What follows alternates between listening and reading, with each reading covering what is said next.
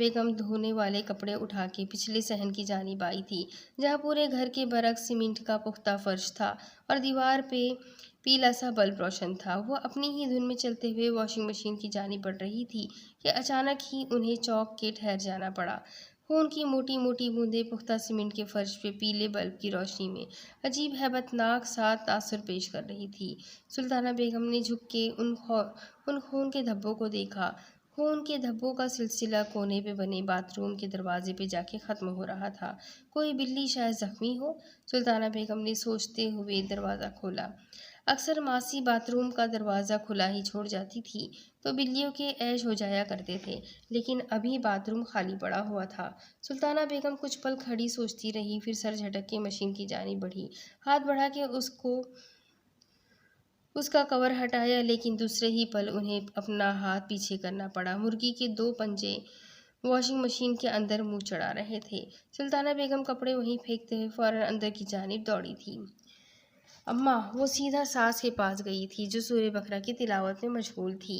ان کے چہرے کی اڑی ہوئی رنگت، ماتھے پہ چمکتا پسینہ اور ہاتھوں کی لرزش فرحانہ بیگم کو چونکا گئی تھی۔ کیا بات ہے سلطانہ؟ اماں اماں! ہانپتے کانپتے سلطانہ نے انہیں سارا واقعہ سنایا۔ فرحانہ بیگم سر پکڑ کے رہ گئی۔ اور دکھاؤ کالے علم والوں کو گھر کا راستہ! انہیں غصہ آ گیا تھا۔ مطلب؟ سلطانہ بیگم نے بوکھلا کے انہیں دیکھا۔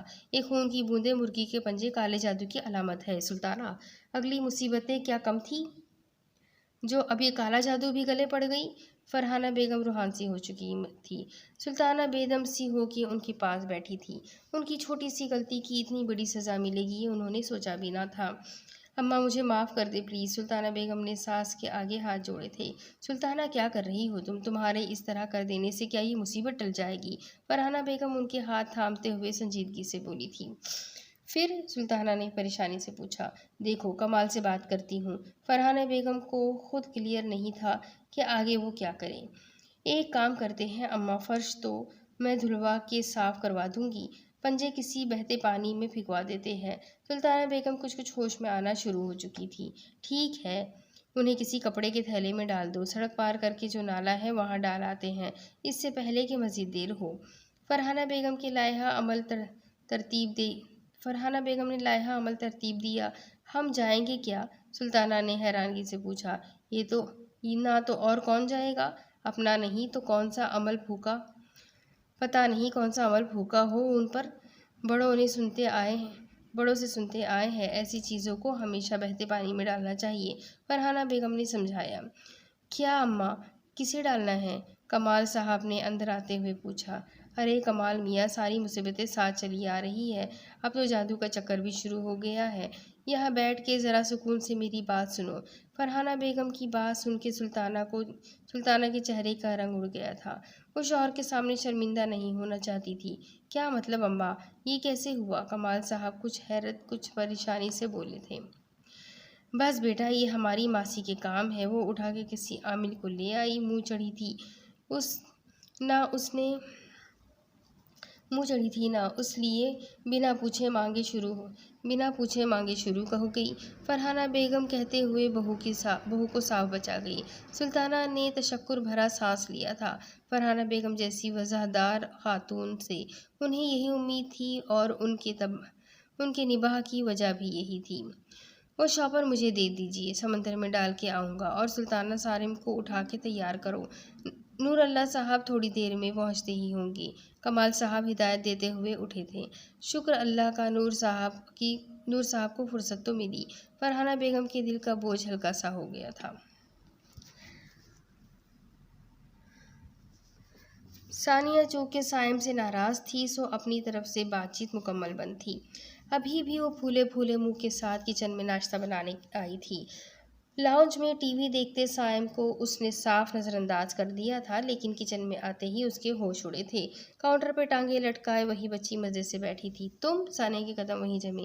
Hello aunty. بچی کے چہرے پہ بڑی دوستانہ مسکراہٹ تھی، لیکن اس کی آنکھوں سے جیسے سیاہ دائرے نکلتے ہوئے ثانیہ کو جکڑ رہے تھے۔ ثانیہ کے وجود میں ایک پریری سی دوڑ گئی تھی کیا کر رہی ہو یہاں؟ تم اندر کیسے آئی؟ ثانیہ دروازے سے لگتے ہوئے بولی تھی۔ ایسے کہتے ہوئے بچی اگلے ہی پل کچن کی سلاخوں والی کھڑکی سے باہر نکلی تھی۔ ثانیہ کے منہ سے ایک بے ساختہ چیخ برآمد ہوئی تھی۔ آنکھیں پھیل گئی تھی اور دل کی دھڑکن تیزی سے بڑھ گئی تھی۔ دور سے کسی کے قدموں کی چاپ کی تیز آواز سنائی دے رہی تھی۔ ڈر گئی کیا؟ وہ بچی سلاخوں سے جھانکتے ہوئے اس کے چہرے کے تاثرات انجوائے کر رہی تھی۔ اس کے چہرے پہ ہنسی تھی اور آنکھوں کی چمک۔ ثانیہ کو لگا جیسے کوئی اس کا دل مٹھی میں لے کے مسل رہا ہو۔ آج مٹھائی نہیں کھاؤں گی آنٹی، میں تو صرف آپ کو ڈرانے، میرا مطلب ہے ملنے آئی تھی۔ وہ منہ پہ ہاتھ رکھتے ہوئے سرگوشی میں بولی۔ اس کے لہجے کی سرسراہٹ ثانیہ کا خون رگوں میں جما رہی تھی۔ اگلے ہی پل وہ ہوش و حواس سے بیگانی ہو کے فرش پہ گر گئی تھی۔ بچی کچھ پل اسے گھورتی رہی۔ حاسدی بے وقوف کہہ کے فضا میں بلند ہو گئی تھی۔ نور اللہ صاحب آ گئے ہیں، آپ آ گئے، ہمیں آپ کی بے حد ضرورت ہے، کمال صاحب پریشانی سے کہہ رہے تھے۔ اللہ بہتر کرے گا، ساری تیاری مکمل ہے کیا؟ انہوں نے تسلی دیتے ہوئے پوچھا تھا۔ جی، لیکن اب ایک اور مسئلہ ہو چکا ہے، کمال صاحب نے بتایا۔ کیسا مسئلہ؟ جواب میں کمال صاحب نے انہیں سارے واقعات بتا دیے۔ نور اللہ صاحب گہری سانس بھر کے رہ گئے۔ ایسا ہوتا ہے کمال صاحب، کچھ ایمان کے ہلکے لوگ ایسے شعبے دکھا کے اللہ کی مخلوق کو تنگ کرتے ہیں۔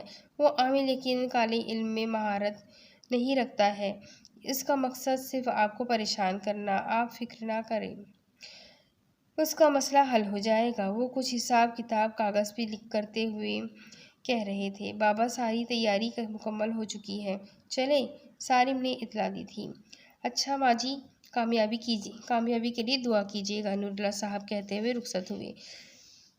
سائم کارخانے جانے کے لیے تیار ہو رہا تھا کہ دروازہ ایک دم سے کھلا اور ثانی اندر داخل ہوئی۔ ثانی، دروازے بیچارے پہ تو غصہ نہ نکالو، سائم نے ہی پہل کی ہمیشہ کی طرح۔ ثانیہ بنا کچھ کہے ناشتہ چھوٹی میز پہ سجانے لگی۔ سائم آئینے کے سامنے کھڑا بال بنانے لگا۔ اچانک ہی اس کی نظر شیشے میں دکھائی دیتے ثانیہ کے ہاتھ پہ پڑی تھی۔ وہ ہاتھ! سائم کی آنکھیں حیرت سے پھیل گئی تھیں۔ وہ ہاتھ ایسا تھا جس کے ناخنوں کو دیکھ کے لگتا ہی نہیں تھا کبھی انہیں نیل کٹر میسر ہوا ہے، اور اس ہاتھ پہ دکھائی دیتے بال ایسا تاثر چھا رہا تھا کہ سائم کو اپنے اندر لہو جمتا محسوس ہو رہا تھا۔ سائم کی پیشانی پہ پسینہ جگمگانے لگا۔ اس نے خوف کے مارے گردن موڑی اور بے اختیاری ہی سے اس نے کرسی کو تھاما تھا۔ کمرے میں کوئی نہیں تھا، لیکن ناشتہ میز پہ جو کا تو سجا ہوا تھا۔ سائم کو اپنا بی پی لو ہوتا ہوا محسوس ہو رہا تھا۔ وہ اٹھ کے باہر کی جانب بمشکل بڑھایا تھا۔ ثانیہ، اس نے اپنی تمام تر طاقت جمع کر کے اسے آواز دی۔ جواب ندارد۔ ثانیہ، کیا ہوا تمہیں؟ سائم کو وہ کچن میں بے ہوش ملی تھی۔ یہ بے ہوش ہو گئی ہے انکل، بچی کی آواز عین اس کی پشت کی جانب سے ابھری تھی۔ سائم حیرانگی سے پلٹا تھا۔ تم کون ہو؟ میں ان کی دوست ہوں، وہ آنکھیں ٹپٹپا کے مزے سے بولی تھی۔ وہ کیسے؟ وہ انکل، سوال مت پوچھیے، آنٹی کہیں اللہ کو پیاری نہ ہو جائیں، بچی کا گالوں پہ ہاتھ رکھتے ہوئے فکر مندی سے بول رہی تھی۔ اوہ ہاں، سائم نے جلدی سے کہتے ہوئے ثانیہ کو سہارا دیا۔ میں آپ کی مدد کرتی ہوں، بچی نے کہتے ہوئے اپنا ہاتھ سائم کے کاندھے پہ رکھا تھا۔ سائم نے چونک کے اسے دیکھا۔ وہ اپنی جگہ پہ کھڑی تھی اور سائم اچھا خاصا فاصلے پر تھا۔ اس چھوٹی سی بچی کا ہاتھ لمبے چوڑے سائم کے کندھے پہ ٹکا ہوا تھا اور وہ خود اپنی جگہ پہ اسی طرح تھی۔ سائم سن سا رہ گیا تھا۔ تمہارا ہاتھ؟ سائم کی آواز میں خوف سا سما گیا تھا۔ اوہ، میں تو بھول گئی تھی، یہ نہیں کرنا تھا، سوری انکل، بچی نے کہتے ہوئے اپنا ہاتھ سرت سے اس کے کاندھے سے ہٹایا تھا۔ سائم اس کے لفظوں میں ہی الجھ گیا تھا۔ کون تھی یہ بچی اور کہاں سے آئی تھی؟ یہ تم نے کیسے کیا؟ سائم نے اصلی حالت میں اس کا ہاتھ جاتے دیکھ کے پوچھا۔ آنٹی کا ہاتھ کتنا ٹھنڈا ہو رہا ہے؟ انکل، جان چھڑانا چاہتے ہیں کیا؟ بچی ہنستے ہوئے بات بدل گئی تھی۔ سائم بوکھلا کے دوبارہ سے ثانیہ کی طرف متوجہ ہوا تھا، جو ہنوز بے ہوش تھی۔ وہ ثانیہ کو بیڈ روم تک لے کے آیا، جہاں ٹیبل پہ ناشتہ ویسے ہی سجا ہوا تھا۔ سائم نے ثانیہ کو بیڈ پہ لٹایا اور پانی کا گلاس اٹھایا۔ امید تو نہیں ہے ایسے ہوش میں آنے کی؟ بچی سائم کے پیچھے ہی کمرے میں چلی آئی تھی اور اب صوفے پہ اطمینان سے ٹانگیں لٹکائے بیٹھی دودھ پی رہی تھی۔ تم آئی کہاں سے ہو؟ ثانیہ کے چہرے پہ پانی کی چھینٹیں مارتے ہوئے جھنجھلا کے پوچھا تھا۔ آپ چلیں گے میرے ساتھ وہاں؟ بچی نے اشتیاق سے پوچھا۔ کہاں؟ سائم نے بے خیالی میں کہا۔ جہاں میں رہتی ہوں۔ تم کہاں رہتی ہو؟ وہ ثانیہ کی پلکوں میں ہوتی لرزش کو دیکھ رہا تھا۔ اسی دنیا میں۔ تمہارا گھر کہاں ہے؟ وہ اب ثانیہ کو سہارا دیتے ہوئے بٹھا رہا تھا۔ آنٹی کو ہوش آ گیا ہے، ایسا نہ ہو وہ دوبارہ ڈر جائے۔ پھر ملیں گے انکل، بائے۔ بچی اچھلتی کودتی باہر کو نکل گئی تھی۔ وہ بچی؟ ثانیہ نے حواسوں میں آتے ہی پہلی بات یہی کی تھی۔ کون ہے وہ بچی اور کس کی ہے؟ سائم نے پوچھا۔ وہ بچی انسان نہیں لگتی ہے نہیں لگتی سائم، وہ کسی جن کی ہی بچی ہے، ثانیہ بڑبڑائی تھی۔ جن کی بچی؟ سائم سوچ میں پڑ گیا۔ روشنی کے ساتھ جو کچھ ہوا تھا اس کے بعد تو نور اللہ صاحب کا کہنا کہ پورا گھرانہ پیچھے ہے تو کچھ بھی ہو سکتا ہے، تو میں اتنی دیر اس جنزادی کے ساتھ رہا۔ سائم کو سوچ کے ہی خوف آ گیا تھا۔ ثانیہ میں گھر جا رہا ہوں، تم آرام کرو، سائم نے اٹھتے ہوئے کہا۔ وہ کمال صاحب سے اس بارے میں بات کرنا چاہتا تھا۔ نہیں، تم کہیں مت جانا، اگر وہ پھر سے آ گئی تو۔ ثانیہ حواس باختہ ہو گئی۔ ٹھیک ہے، پھر تم بھی چلو میرے ساتھ، سائم نے حتمی انداز میں کہا۔ میں نہیں جاؤں گی کہیں بھی، ثانیہ نے جھٹ سے انکار کیا۔ فار گاڈ سیک ثانیہ، میرا وہاں جانا ضروری ہے تاکہ اس مسئلے کا کوئی حل نکلے، یہاں ڈر ڈر کے۔ اگر تمہیں مرنے کا شوق ہے تو بتاؤ۔ سائم کو غصہ ہی آ گیا تھا۔ اچھا چلو، ثانیہ نے ماننا ہی پڑا۔ سائم اور وہ گھر سے باہر نکلے۔ جتنی دیر میں سائم نے گیٹ کا لاک لگایا، ثانیہ کی نظریں دیوار پہ جمی رہی جہاں بلی بیٹھی اپنی چمکتی آنکھوں سے اسے گھورتے ہوئے اپنی دم مسلسل ہلا رہی تھی۔ چلو، سائم اس کی جانب پلٹتے ہوئے بولا۔ جیسے ہی ان دونوں نے گلی پار کی، بلی کی آنکھوں کی چمک مزید بڑھی اور وہ اچانک چھلانگ مار کے نیچے اتر آئی۔ خالی گلی میں بلی اطمینان سے دم ہلاتے ہوئے اب اسی راستے پہ تھی جہاں سے کچھ دیر پہلے وہ دونوں میاں بیوی گزرے تھے۔ صبح کی خوشگوار ہوا سرسبز درختوں سے ہوتی ہوئی ان سے ٹکرا رہی تھی۔ مرکزی سڑک پہ اکا دکا گاڑیاں آتی جاتی دکھائی دے رہی تھی۔ سارم نے پارکنگ ایریا میں گاڑی پارک کی تو نور اللہ صاحب کو ساتھ لے کے اس سمت آ گیا جہاں برگد کا بوڑھا پیڑ اپنی شاخیں پھیلائے سایہ اور خوف دونوں ہی پھیلا رہا تھا۔ السلام علیکم، نور اللہ صاحب نے صاف آواز میں سلام کیا۔ سارم چوک کے ان کی شکل دیکھنے لگا۔ وہ کس کو سلام کر رہے ہیں؟ دخل اندازی کی معافی چاہتے ہیں، لیکن وجہ ایسی ہے کہ ہمیں آنا ہی پڑا۔ نور اللہ صاحب اسے نظر انداز کیے برگد کے پیڑ پہ نظریں جمائے ہوئے تھے۔ جواب میں اوپری طرف بوڑھی برگد کی شاخیں زور سے ہلی تھی اور کچھ بوسیدہ ٹہنیاں نیچے گری تھی۔ نور اللہ صاحب نے ایک جگہ منتخب کرتے ہوئے سفید کپڑا بچھایا اور سائم کو بھی بیٹھنے کا اشارہ کیا۔ سائم ان کی تقلید کرتے ہوئے بیٹھ گیا۔ نور اللہ صاحب نے حصار باندھتے ہوئے آنکھیں بند کی۔ سائم ان کی ہدایت کے عین مطابق تسبیح تھام کے ان کا بتایا ہوا وظیفہ شروع کر چکا تھا۔ اکا دکا گاڑیوں کا شور اور انسانوں کی آوازیں آتی رہی، لیکن نور اللہ صاحب کی استقامت میں کوئی خلل واقع نہیں ہوا۔ اچانک ہی برگد کے پیڑ کی تمام شاخیں زور و شور سے ہلنے لگی تھی۔ پیلے ہوتے پتے نیچے گرنے لگے اور شاخیں ٹوٹ پھوٹ کا شکار ہونے لگی۔ نور اللہ صاحب نے آنکھیں کھولی جو بے تحاشا سرخ ہو چکی تھی۔ چلو بیٹا، اس سے زیادہ کسی کو نہیں آزماتے، نور اللہ صاحب کہتے ہوئے اٹھ گئے تھے۔ سائم ہڑبڑا کے چادر سمیٹتا ہوا اٹھا تھا۔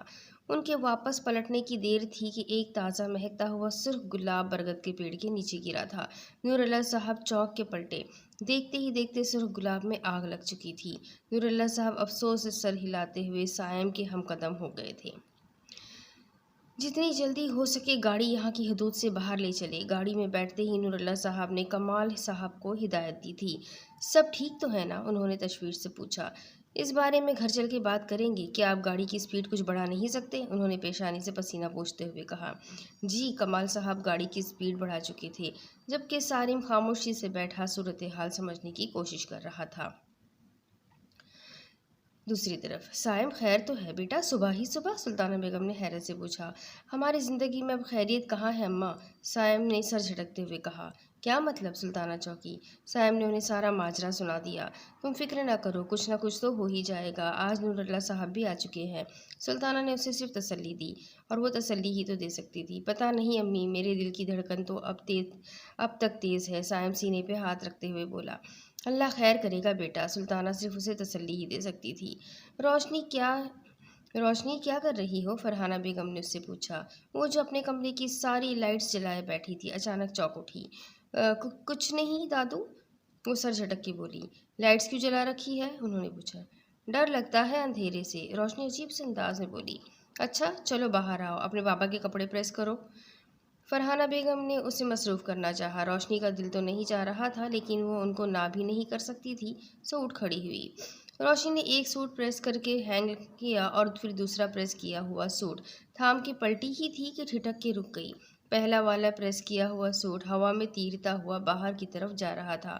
یوں معلوم ہو رہا تھا جیسے وہ سوٹ ہینگر میں نہیں لگا ہو بلکہ کسی آدمی نے اسے پہن رکھا ہو اور اب اسے پہنتے ہوئے وہ کہیں دوڑا جا رہا تھا۔ روشنی کی پیشانی پہ پسینہ پھوٹ آیا تھا۔ سوٹ اس کے کاندھے کو چھوتا ہوا آگے بڑھا ہی تھا کہ روشنی نے جھپٹ کے سوٹ پکڑ لیا اور لرزتی ٹانگوں کے ساتھ نیچے بیٹھ گئی تھی۔ اسی پل حواس باختہ سے سلطانہ بیگم چلی آئی تھی۔ روشنی چادر پہن کے ڈرائنگ روم میں آ جاؤ، نور اللہ صاحب جو بھی پوچھے انہیں سچ سچ بتانا، اوکے؟ روشنی چونک کے انہیں دیکھنے لگی۔ وہ صاحب اس سے کیا پوچھنا چاہتے تھے؟ چلو جلدی، سلطانہ بیگم نے اس کے تاثرات ہی نہیں دیکھے تھے۔ روشنی بڑی سی سیاہ چادر میں خود کو لپیٹ کے ڈرائنگ روم تک چلی آئی تھی جہاں گھر کے تمام لوگ موجود تھے۔ بیٹھ جاؤ بیٹی، نور اللہ صاحب نے اسے بیٹھنے کا اشارہ کیا۔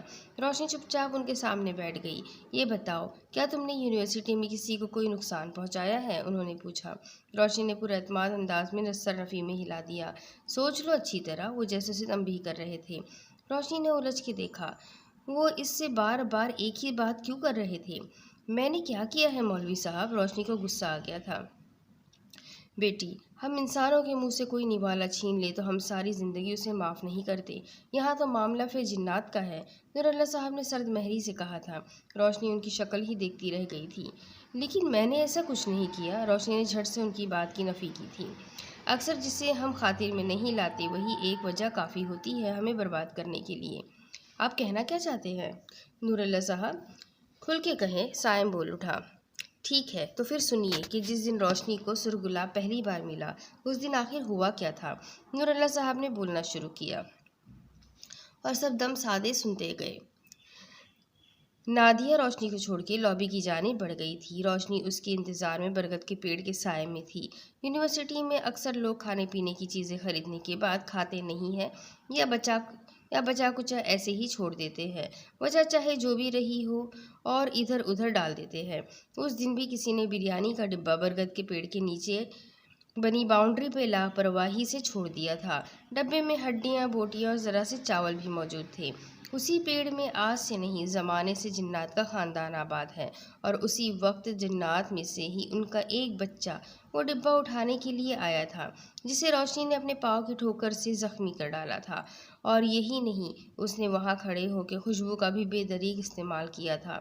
چلو اس پہ تو وہ اسے کچھ نہ کہتے کہ سالوں سے لوگ خوشبو میں نہائے ہوئے اس پیڑ کے نیچے سے گزرتے ہی رہتے ہیں، لیکن دوسری حرکت ان کے نزدیک ناقابل معافی تھی، اور ایک بچے کا زخم پورے خاندان پہ چوٹ ہوتا ہے، اس لیے آپ کے پورے خاندان پہ بھی ان کا اثر ہو رہا ہے۔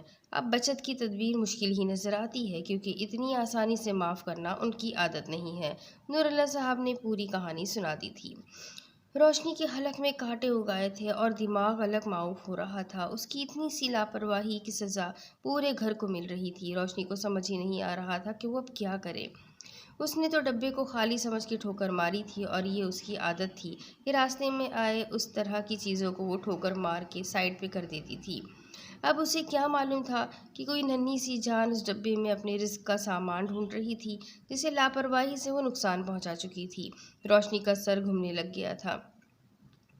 کوئی تو طریقہ ہوگا ان سے نمٹنے کا، کمال صاحب کو ابھی بھی امید تھی۔ بہت مشکل ہے، میں صرف کوشش کر سکتا ہوں، نور اللہ صاحب نے امید دلائی تھی۔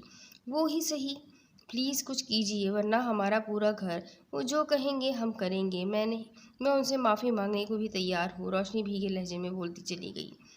میں کوشش کر رہا ہوں، آپ سب بھی کیجیے، اللہ بہتر کرنے والا ہے، نور اللہ صاحب نے سنجیدگی سے کہا تھا۔ پورے کمرے میں موت کا سناٹا طاری ہو چکا تھا۔ سارم اپنے کمرے میں ٹہل رہا تھا، پورے گھر کی طرح وہ بھی وہ ساری باتیں سوچ رہا تھا جو آج نور اللہ صاحب نے کہی تھی، اور اب باقی سب کی طرح اسے بھی آگے کی فکر ہو رہی تھی کہ اب کیا ہوگا۔ اچانک ہی سارم چلتے چلتے رکا اور اسے کوئی خیال آیا۔ جب بھی دل چاہے بس دل سے یاد کرنا، میں حاضر ہو جاؤں گا۔ کسی کی نرم آواز کی گونج نے دھیان پہ دستک دی تھی۔ سارم ایک گہری سانس لے کے رہ گیا۔ وہ ایک جنزادے سے ملاقات کیسے کرے؟ پہلی بار تو چلو اتفاق تھا، لیکن اب کی بار سوچ سمجھ کے یہ فیصلہ کرنا تھا۔ سوچ کے ہی سارم کو پسینہ آ گیا تھا اور دل کی دھڑکن الگ تیز ہو گئی تھی۔ اپنے گھر کے لیے انسان بہت کچھ کرتا ہے، تم ایک ملاقات نہیں کر سکتے؟ آئینے میں سارم کا عکس اس سے مخاطب تھا۔ وہ سوچ میں پڑ گیا، زندگی ویسے ہی اتنے ناقابل یقین مناظر دکھا رہی تھی، تو کیا ایک اور کی گنجائش نہیں نکل سکتی تھی؟ یقیناً ہاں، میں اپنے اور گھر والوں کے لیے جو کچھ کر سکا کروں گا، سارم کہہ کے وضو کرنے بڑھ گیا تھا۔ وضو کرنے کے بعد اس نے نور اللہ صاحب کے بتائے ہوئے وظائف کیے اور بیڈ پہ بیٹھ کے آنکھیں بند کر لیں۔ دوست، اس نے پوری شدت سے یاد کیا تھا، اتنا کچھ کیوں کر رہے ہو دوست؟ کم از کم میں تو تمہیں نقصان نہیں پہنچاؤں گا۔ کسی کی نرم مانوس جانی پہچانی آواز سنائی دی تھی۔ سارم نے جھٹ سے آنکھیں کھولی۔ سامنے ہی فاختہ رنگ کے سوٹ میں ملبوس عامر کرسی پہ بیٹھا تھا۔ لیکن تمہارے قبیلے والے تو نقصان پہنچا رہے ہیں نا، سارم نے جھٹ سے کہا۔ اور وجہ تم جانتے ہو، بغیر وجہ کے کچھ نہیں ہوتا۔ اس کی سرخ آنکھیں ایک پل کو سارم کی جانب اٹھی تھی۔ ہم مداوع کرنے کو تیار ہے۔ سارم اس کی نگاہوں کی تپش سے کانپ گیا تھا، اس لیے لفظوں میں لرزش سی آ گئی تھی۔ بیکار ہی ہے، عامر بڑبڑایا۔ مطلب کیا تم کچھ نہیں کر سکتے؟ سارم نے آج سے پوچھا۔ میں حقیقت میں ہوں کسی دیو مالائی داستان کا جن نہیں ہوں۔ سارم، ہماری دنیا کے بھی کچھ اصول ہوتے ہیں۔ تمہارے کہنے سے بھی پہلے میں نے اپنے دادا جان سے بات کی تھی، لیکن وہ جنات نہیں مانتے۔ ان کے گھر کا ایک ایک جن تمہارے خاندان کے پیچھے ہے، اور تو اور وہ بچی مریم بھی کسی سے پیچھے نہیں ہے، کیونکہ وہ ننھا جن زادہ اس کا لاڈلا بھائی ہے۔ بہنوں سے بھائی کی تکلیف دیکھی نہیں جاتی، عامر نے تفصیل بتائی تھی۔ کون مریم؟ سارم تو اس پہ ہی چونک گیا تھا۔ وہ بچی جو تمہارے بھائی اور بھابھی کے گھر دکھائی دیتی ہے۔ تو کیا ہم ساری زندگی ایسے ہی رہیں گے؟ سارم کچھ رنج اور کچھ غصے سے بولا۔ نہیں، آزاد ہو جاؤ گے، لیکن قید کی خواہش دل میں رہے گی، عامر نے بے خیالی میں کہا۔ اسی پل کھڑکی کے پٹ زوردار آواز کے ساتھ کھل کے بند ہوئے تھے۔ وہ دونوں چونک پڑے تھے۔ عامر نے خوف زدہ نگاہوں سے سامنے دیکھا۔ مجھے یہ نہیں کہنا چاہیے تھا، وہ بڑبڑایا تھا۔ تم کیا کہہ رہے ہو؟ میری سمجھ میں کچھ نہیں آ رہا۔ سارم کو اس کی بات سمجھ نہیں آ رہی تھی۔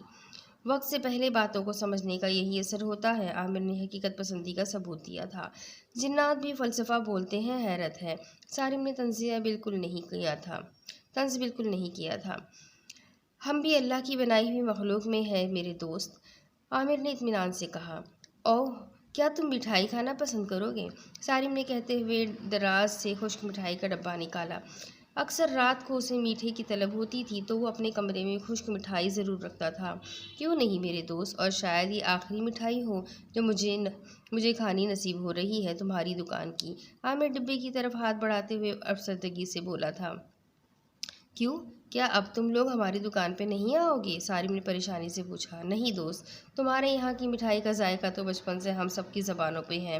بابا جان بھی آئیں گے، لیکن میں نہیں، اب ہم شاید ہی ملیں۔ کیا تم کہیں جا رہے ہو؟ ہاں، مجھے سمندر پار کرنا ہے کل، عامر نے بوجھل انداز میں بتایا۔ کمرے میں المناک سی خاموشی طاری ہو گئی۔ اس سے کیا ہوتا ہے؟ سارم نے کچھ دیر کے بعد پوچھا۔ دوسری جگہ چلے جانا، جیسے تم لوگ باہر ملک جاتے ہو۔ کیا یہ سب مجھ سے دوستی کرنے کا نتیجہ ہے؟ سارم کے پوچھنے پہ عامر نے صرف سر ہلایا تھا۔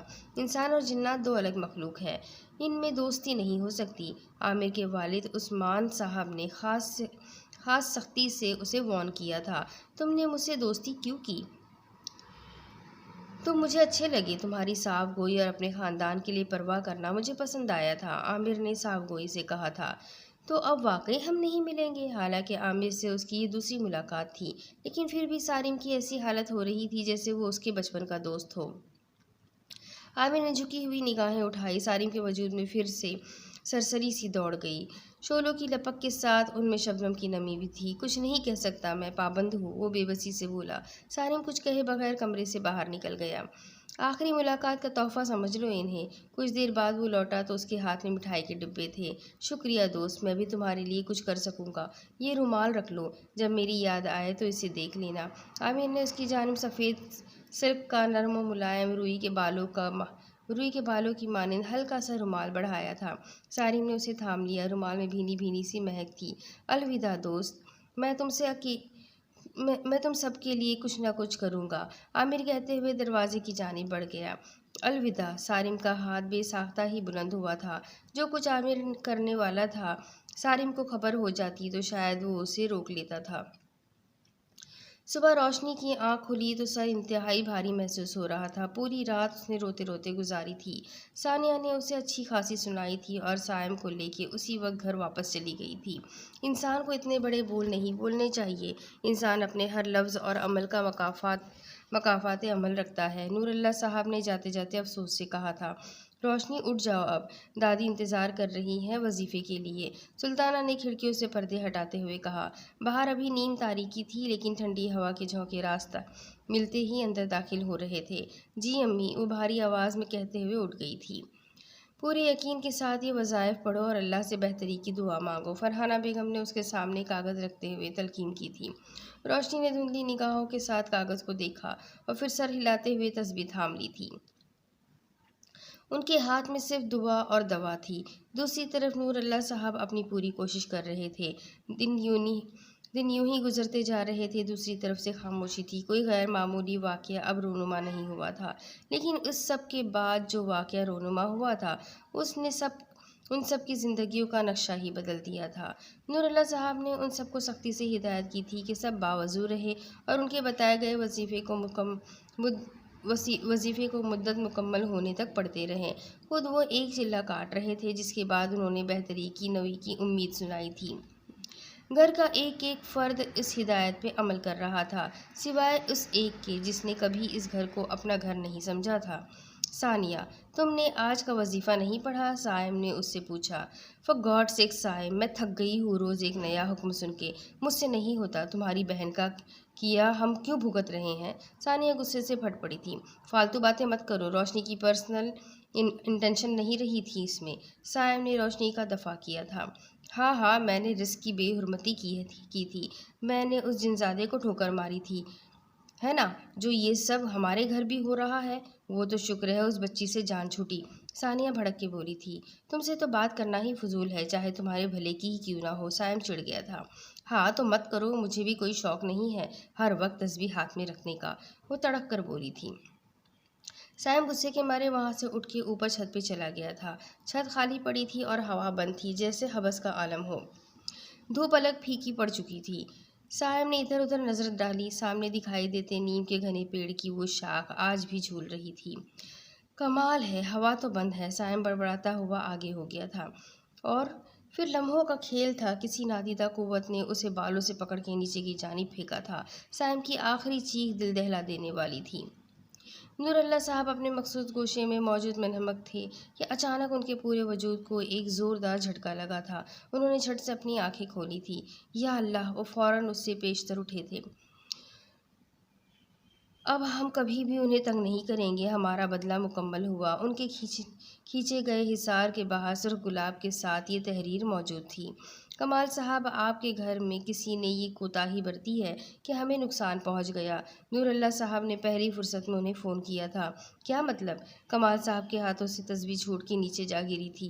آپ کے گھر میں کچھ تو ہوا ہے۔ نور اللہ صاحب کے یہ کہنے کی دیر تھی کہ سالم دوڑتا ہوا دکان میں داخل ہوا تھا۔ بابا، سائم بھیا چھت سے گر گئے ہیں، اس نے پریشانی کے عالم میں اطلاع دی۔ کمال صاحب اپنی جگہ ڈھہ گئے تھے۔